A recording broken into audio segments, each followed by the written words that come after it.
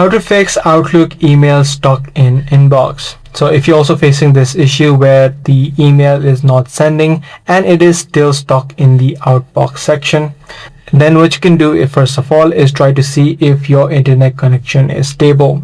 So make sure that you switch your networks if you're having any issues with your Wi-Fi connection or vice versa. Now, if this solution does not work for you, the second thing that you can simply do is, instead of sending the email that you prior sent, you can just delete this email from the Outbox section. And once you deleted it, try sending it again.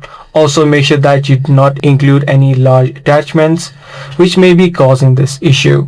So whenever you compose a new email and try to add any attachments, make sure that it is not large enough for it to send successfully.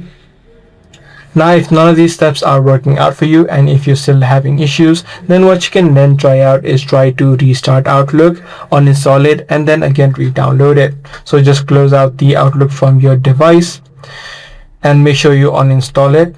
So uninstall the application and make sure you re-download and re-log in. By following these few steps, you ensure that any sort of bugs which may be causing this issue should be now fixed.